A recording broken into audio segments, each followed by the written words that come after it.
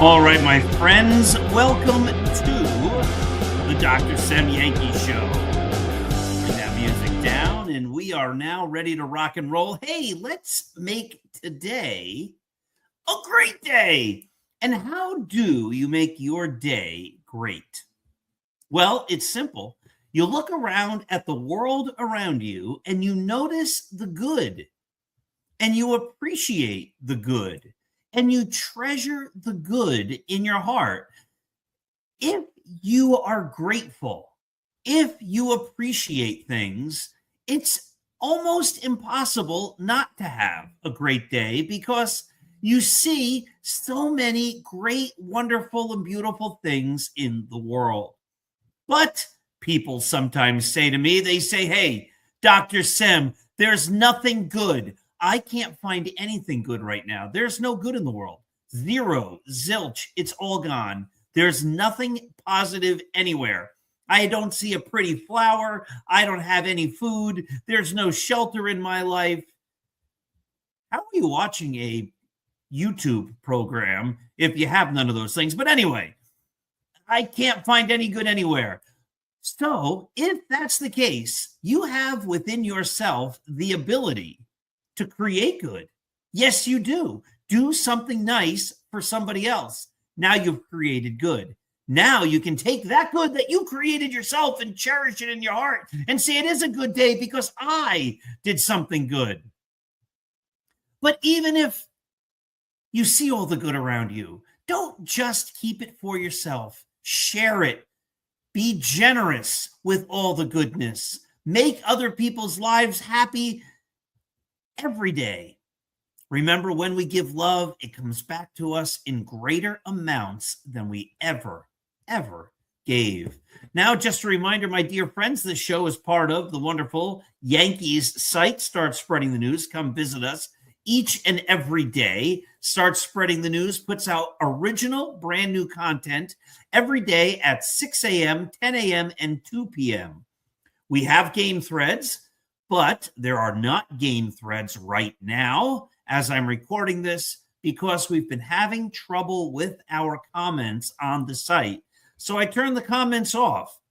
It makes no sense if people are getting upset because they're writing comments and then the comments aren't showing. So rather than having that frustration, the comments are off until we get this worked out with our host, Wix. Our technician is working on it. They're working through things. I hope that everything is fixed soon, hopefully maybe on Monday, because now we are in a weekend. A reminder also that this program is brought to you by Artemisia Publishing. Artemisia is a traditional, independent publisher located in New Mexico, New Jersey, and they publish a wide selection of award-winning books across a plethora of genres. Among the great books that they publish are some award winners written by me. So a couple of those you might notice, the least among them, the story of the 29 players whose entire baseball career consisted of just one game with the New York Yankees. Of course, there's the wonderful, David Cohn has talked about this multiple times on Yankee Games. There is the wonderful Roy White biography, From Compton to the Bronx. There is the motivational 365.2, Going the Distance, A Runner's Journey. If you're in a situation and you need motivation to do something that you didn't think you could do, read that book. That will motivate you. That's about it's a true story. It's almost a diary. It's a day-by-day, blow-by-blow of my attempt to run every single day for an entire calendar year. And then, of course, is the greatest novel ever written, Scattering the Ashes. If you have not read Scattering the Ashes, your life is in many ways incomplete. That is the world's greatest novel. It will make you laugh. It will make you cry. You will turn every page anticipating with eagerness and satisfaction the desire to find out what happens on the next page. It is a miraculous work of fiction, if I do say so myself. And then just awarded 5 stars by Reader's Favorite, The Greatest New York Yankees by Uniform Number. That's my most recent Yankees book published by Artemisia Publishing. Check that out. Check out all of my books and all of the great books that they print. They're always coming out with new books, new great stuff. Of course, this is the Dr. Sam Yankee Show, and we are here to talk about the New York Yankees. Now, when I put this on, it's the top of the 9th. I'm recording this Friday night. 2 outs in the top of the 9th. The Yankees are winning 1-0. So, my goodness, the Yankees are not scoring a lot of runs, but they're winning ball games. So I think the game might have just ended. I'll check back on that in a minute. I'd like to talk more about some statistics as we start the show today. I'm going to share an amazing statistic with you. Ladies and gentlemen, I have a sad situation to report. The death, my dear friends, of the 300 hitter. Now, not completely, but in a very large sense, the 300 hitter has disappeared from baseball. The lifetime 300 hitter has disappeared from baseball. So if you were to log into Baseball Reference and you were to say, hey, Baseball Reference, who are the active leaders in batting average? Who are the best players in baseball across their careers in batting average? Right now, there's only 3 active major leaguers who have a minimum of 3,000 plate appearances or 500 games. I guess it's 3,000 plate appearances for batting average, who have a lifetime batting average of 300 or better. 2 of those are barely above 300. Barely. Just over 300. And one of them is comfortably above 300. So let's go from the third guy, Jose Altuve. His lifetime batting average is 300 on the nose. 300. He doesn't have a whole lot of wiggle room here, Mr. Altuve. His lifetime batting average is 300. It's not 301. It's 300. 300. The next guy, number 2 active in batting average, is Yordan Alvarez. And Yordan Alvarez's batting average is 300. That is correct. So Jose Altuve doesn't hit 300 this year. This is what happened to Mickey Mantle at the end of his career. He had a couple of years at the end of his career, and he didn't hit 300, and his lifetime batting average dropped to, I believe, 298. Mickey Mantle, throughout the rest of his life, regretted the fact that his batting average was low enough for his last couple of years that he did not retire as a 300 hitter. But you've got Yordan Alvarez and Jose Altuve, who both have lifetime batting averages at 300, on the nose as we speak. Now, this year, Alvarez is hitting 328. He leads the American League, I believe, in hitting, in batting average. He also leads all of baseball in home runs and RBIs. So he's a possible triple crown.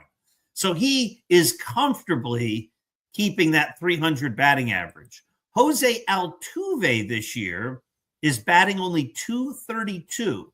His last 3 seasons, 2024, he had 295. 2025, he had 265. This year, Altuve is hitting 232.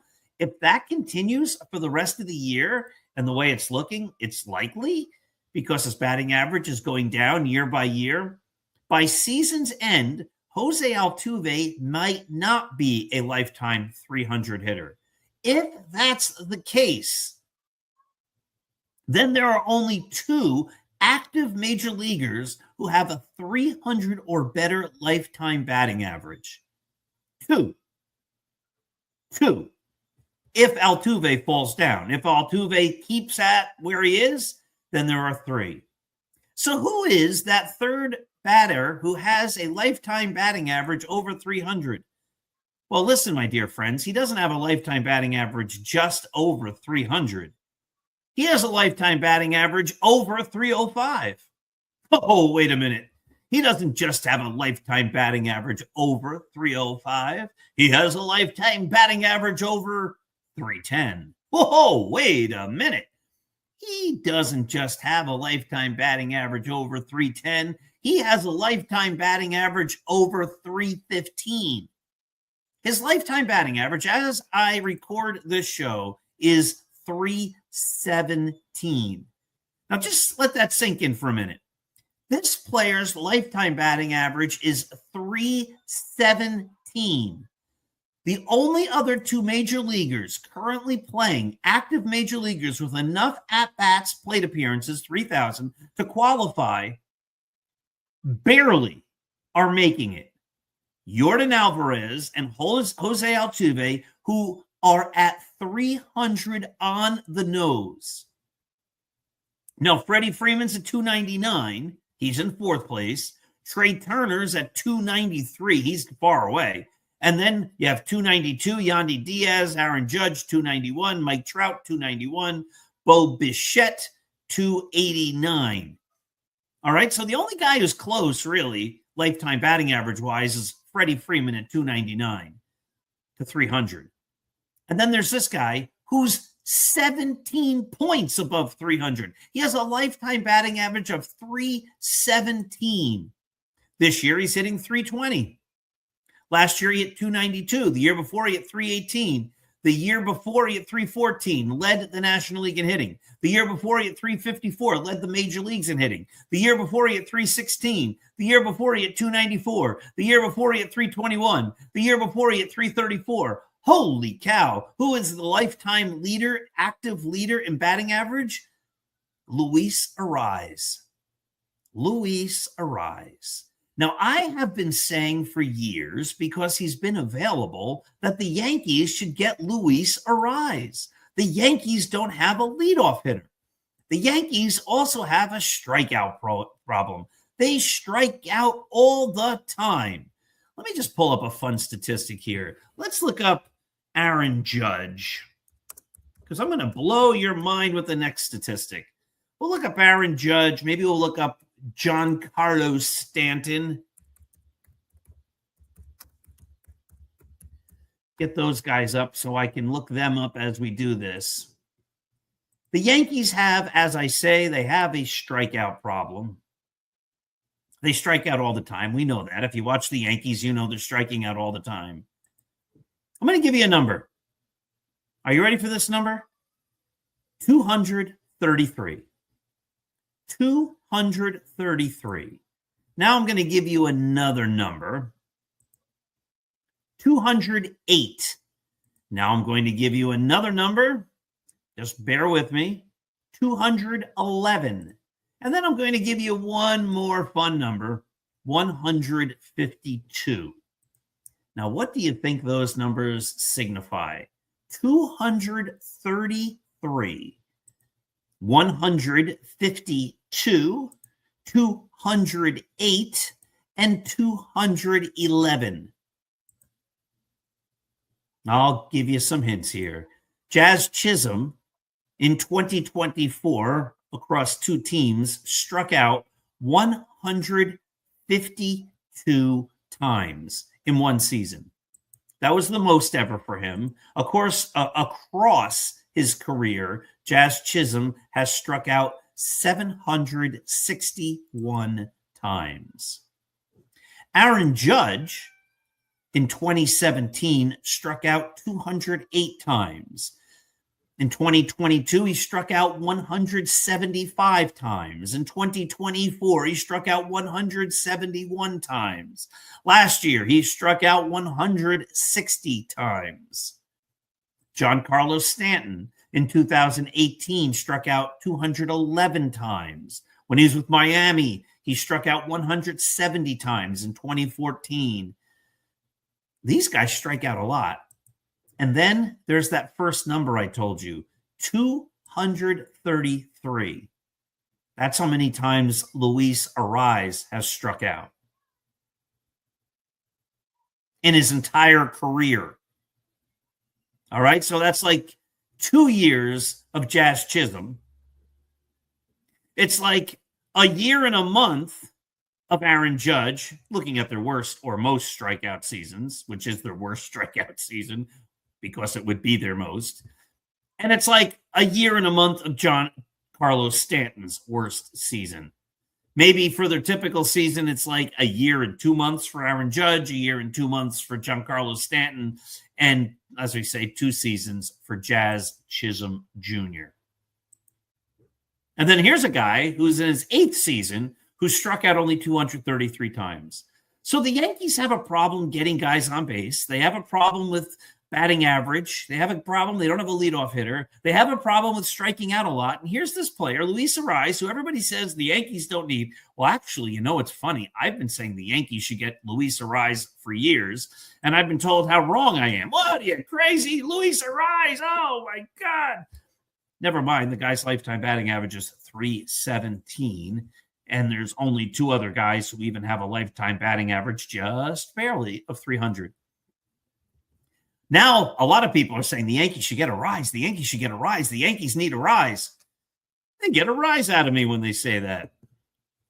Haha. Anyway, the Yankees should get Luis Arraez because he fills a lot of needs. He gets on base. He's the best batting average guy in the game by far, and he doesn't strike out. The Yankees strike out far too much. And Luis Arraez just doesn't strike out. You want to talk about Luis Arraez's worst season ever? 2021. He struck out 48 times. His typical 162 game average is 40. 40. Jazz Chisholm's typical 162 game average of strikeouts is 182. 40 compared to 182. But I know people say, they go, Dr. Sam, come on. You're talking about Jazz Chisholm at second base or Luis Arraez. Arraez has a high batting average, but he doesn't do anything else. He can't field, though a lot of the fielding metrics this year say he's having a very good year defensively. But he can't field. Sometimes they have him at second base. They've tried him here. They've tried him there. He's really just a DH who has no power. He's not a valuable ball player. We don't need Luis Arraez. This is what everyone was saying until this year when I suggested the Yankees should get Luis Arraez. Oh, no, no, no. Yankees shouldn't get him. He's not worth it. So what's a statistic that balances all of that out, or at least is supposed to, and is recognized across baseball as a statistic that has merit because it measures fielding, running, defense, power, ability to get singles, walks, and all of that? Yeah, WAR, wins above replacement. Now, if I asked you right now, which player over an average of 162 games has the higher WAR, every single one of you, every single person out there watching would say Jazz Chisholm. Jazz hits for power. Jazz steals bases. Jazz is superior defensively. Jazz can do it all. Luis Arraez, all he can do is hit singles. He's a singles hitter. He's a weak singles hitter. No one needs a weak singles hitter. Why would you want Luis Arraez? He isn't in the same league as Jazz Chisholm. That's what you would say. That's what you're saying right now as you're watching this. There's no way that Luis Arraez is even in the same league as Jazz Chisholm. So here we go. Luis Arraez, 162 game average, WAR 3.4. Over the course of of a Luis Arraez's career, over 162 games, he averages 3.4 WAR. Jazz Chisholm, over the course of his career, averages 3.3 WAR. Now, I know what people are saying. Arraez 3.4, Chisholm 3.3. It's basically the same. There's no difference. 3.4, 3.3. That's the same. Okay. I'll give you that. I'll give you that. But a minute ago, everybody was saying Jazz Chisholm is superior to Luis Arraez. Now I give you the numbers from Baseball Reference, and now the immediate response is, oh, yeah, he's better by a decimal point. Big deal. Right. It is a big deal because nobody realized Luis Arraez was that good. Nobody realized that Luis Arraez is slightly better by WAR on Baseball Reference per 162 games than Jazz Chisholm. Yeah, but Jazz can do so much. I guess not as much as Luis Arraez. So you take Luis Arraez, you put him at second base, and you're actually a little better than you were when you had Jazz Chisholm there. That's impossible. No, it's not. It's entirely possible because Luis Arraez is an outlier. He's a player, as I've noted here, unlike any in the major leagues today. A 317 lifetime batting average. Batting average doesn't matter. I understand people say stuff like that. Here's my opinion. Batting average does matter. Sometimes, and I'm a big fan of advanced statistics, but sometimes you look to the most obvious statistics. Batting average. How many hits do you get? Luis Arraez gets a ton of hits. Period. Luis Arraez gets a ton of hits. Now you might say, yeah. But a guy like that, he's going to ground into a million double plays. This guy's going to hit the ball and he's going to ground into a million double plays. So for every hit, he's going to hurt the team. Of course, that doesn't make any sense because I believe WAR figures all that in. How many double plays has Luis Arraez grounded into or hit into this year? 2. How many has Jazz Chisholm hit into this year? 4. Over the last 2 years, Jazz Chisholm has grounded into 7 double plays. Over the last 2 years, Luis Arraez has grounded into 8 double plays. He puts the bat on the ball, but he does not hit into double plays. Here's a chance for the Yankees to address a leadoff hitter Here's a chance for the Yankees to get a player in their lineup who doesn't strike out. Here's a chance for the Yankees to actually improve second base over the course of his career. Luis Arraez is slightly better than Jazz Chisholm. I just demonstrated that with the numbers. Now, people might say, it's ridiculous. I can't believe it. It's not true. It can't be true. But it is true. It is what it is. In the beginning, people said that Luis Arraez wasn't nearly as good as Jazz Chisholm. And now I'm showing you that it's basically a wash, if nothing else. But Chisholm, while he does hit for power, strikes out a lot and isn't a leadoff hitter. Luis Arraez can solve both those problems for the Yankees. The Yankees should get Luis Arraez. By the way, Jazz Chisholm is not a third baseman. I beat that to death over other shows. I beat that to death in articles on Start Spreading the News. Go visit us at startspreadingthenews.blog. We have new articles up every day at 6 a.m., 10 a.m., and 2 p.m.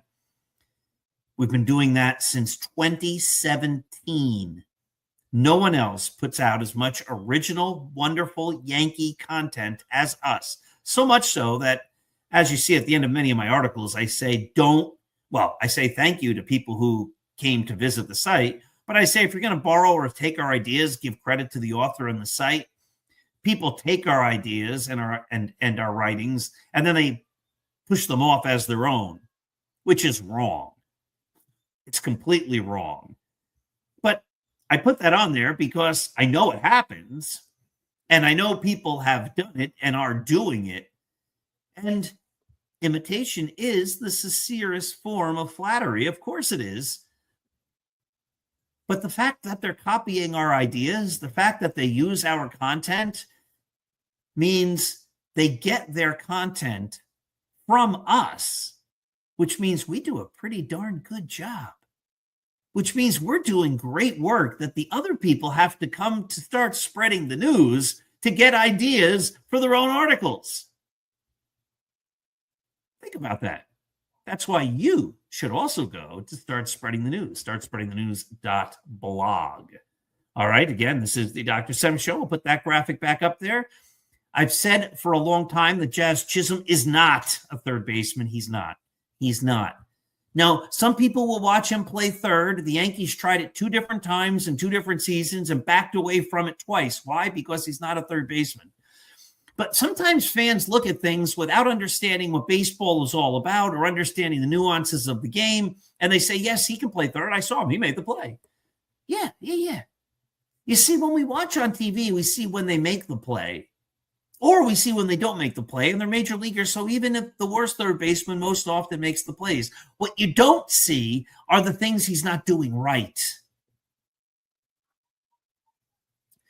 There's no way that Jazz Chisholm can play third base at the level of a major league third baseman, an average major league third baseman, because the average major league third baseman went through the minor leagues, went through college primarily, probably went through high school playing third base. That person has repetitions at third base by the tens of thousands. That's something you can't necessarily teach. You can teach how to play a position, but you can't teach repetition. The only way to get repetition is to have it. And if you've never played third base except for the 2 failed experiments with the Yankees at the major league level, that's just not major league preparation. That's not major league reps. And if you don't have major league reps, you're not willing, or you might be willing, but you're not able to play third base at a major league level equal to what the Yankees would need from him to be a World Series competitor. Sure, he can do it, but he can't do it well. And the Yankees should be looking to do things well. If they get Luis Arraez, Jazz Chisholm is a valuable baseball player. They should seek to trade Jazz Chisholm. Both of them are on expiring contracts. I doubt either of them would be a Yankee next year. But if I were the Yankees, Jazz is saying, he wants $500 gazillion a year. He's not worth that. Luis Arraez keeps signing for little money. If I were the Yankees, I would trade for Arraez and sign him for little money. I'm sure he'd sign a 3-year deal. And now you have your second base situation wrapped up with a guy who is the single best baseball player as far as batting average in the game today by far. It's a vast improvement, and even a slight improvement by Baseball Reference WAR, which is something that nobody in this entire world thought could be possibly true until I just told you on this show. Get Luis Arraez. They should have gotten him years ago. They can fix that by getting him now. I was going to talk about the fact that the Yankees aren't scoring a lot of runs. They did win today against the Phillies, 1-0. The New York Yankees won 1-0. Holy cow. The Yankees aren't scoring a whole lot of runs. They beat Pittsburgh 2-0 the game before. They scored 3 the game before. They scored 8 the game before that, but that was a couple of big innings at the very beginning of the game. 2 the game before that, 2 the game before that, 1 the game before that, then 5-4-5. Those were the games where they scored all those runs, though, against the Pittsburgh or Washington National bullpen. That they don't have a bullpen. Then before that, they did score 12 against Tampa Bay, but before that, it was 0-4-5-1. They're just not scoring a lot of runs, but they're winning games. They're winning games because they're getting great starting pitching. Now, the Yankees, I have said for years, just want to be a little bit better than pretty good. That is the case. I believe that to be true. That's why they're always just a little bit better than pretty good. But the Yankees do have an outstanding, if they're all healthy, starting rotation. And if the Yankees can go into the playoffs with a rotation of Cam Schlittler, Garrett Cole, Max Fried, and Carlos Rodon, with a guy like Clark Schmidt and a guy like Will Warren in the wings, that is one tremendous starting rotation. That's a starting rotation that can win you a World Series. So the Yankees will make the playoffs. They always do. They're always just a little bit better than pretty good. Except this year, that strategy, one, I dislike greatly because I want the Yankees to be great. But if they do get to the playoffs, and they will, and their starting pitchers are healthy, they have the players in place to possibly to win the World Series. They have the players in place to win it. And it's a possibility. It could be a very real possibility this year. I don't like how they're going to get there. I think they need a better manager.